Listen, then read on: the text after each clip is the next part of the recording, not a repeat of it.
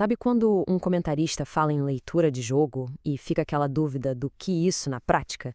Pois é, hoje a gente vai desvendar exatamente isso.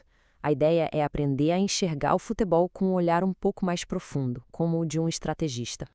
E essa é a grande questão, né? É o que separa quem só torce de quem realmente estuda o esporte. A resposta está em decifrar a linguagem secreta que rola ali no gramado, nos movimentos que nem sempre a câmera principal mostra. E essa tal linguagem é o que chamamos de análise tática. É a habilidade de olhar para um jogo e sacar o porquê de cada lance. Por que aquele passe foi ali? Por que aquele jogador correu para aquele espaço? É sobre entender a intenção por trás da ação.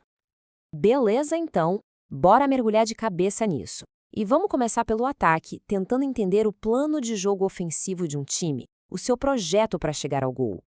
Para um analista, a primeira coisa é olhar para alguns elementos-chave. A formação inicial, por exemplo, que é o ponto de partida. Mas não só isso, é preciso observar os padrões de jogo, aquelas jogadas que são claramente treinadas, e também os movimentos mais comuns, como os jogadores se posicionam entre as linhas do adversário, as trocas de posição, tudo isso junto é o que forma o DNA ofensivo de um time.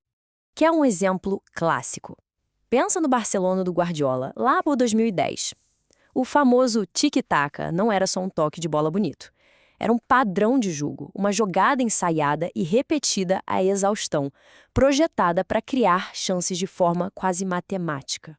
E falando em posicionamento, olha que interessante essa ideia de linhas de jogo. Na fase de construção, o jogador se enfia ali entre a linha de meio e a de defesa do adversário para receber a bola e fazer o time avançar. Já na hora de finalizar, o movimento é outro, é buscar as costas da zaga para sair na cara do gol. Um time que fazia isso muito bem era a Roma de 2013, usando o Totti, um mestre nisso, para flutuar entre as linhas e abrir o caminho para os atacantes. E essa frase aqui resume perfeitamente uma fase importante do ataque, a de consolidação. Mantenha a bola até que você possa avançar com o receptor sendo capaz de continuar o ataque. Isso é cara do Bayern de Munique do Guardiola. Não era só ter a bola por ter, sabe? Era ter a bola com um objetivo claro, esperar o momento certo para atacar. E tem também o que a gente chama de ataques direcionados. A ideia é bem inteligente. Você força o jogo todo para um lado do campo, atrai a marcação para lá e, de repente, vira o jogo para o outro lado que ficou completamente livre. É como uma finta, só que feita pelo time inteiro. Bom, já vimos como um time ataca. Agora, vamos virar a chave e olhar para o outro lado da moeda, a defesa. Como é que os sistemas defensivos são montados para anular tudo isso que a gente acabou de ver? E assim como no ataque, a defesa também tem seus princípios fundamentais. A gente analisa a altura do bloco, ou seja, onde a defesa começa a marcar, se é lá na frente ou mais recuada. A gente olha a compactação do time, a marcação em jogadores específicos e, um ponto crucial, os gatilhos e armadilhas de pressão. E essa ideia de compactação defensiva é super importante. Não é só sobre os jogadores ficarem pertinho um do outro. É uma estratégia para diminuir o campo para o adversário, seja definindo a altura do bloco, formando pequenos triângulos entre os jogadores para fechar as linhas de passe, ou até forçando o adversário a jogar só por um lado. O objetivo final é sempre o mesmo: tornar o jogo do outro time previsível. E o que seria um gatilho de pressão? Pensa assim, é um sinal combinado. Pode ser um passe ruim do adversário, uma bola dominada de forma errada. Quando esse sinal acontece, o time inteiro pressiona ao mesmo tempo. A defesa deixa de ser passiva e se transforma num bloco de caça, pronto para dar o bote. Isso nos leva às armadilhas de pressão. É uma tática genial.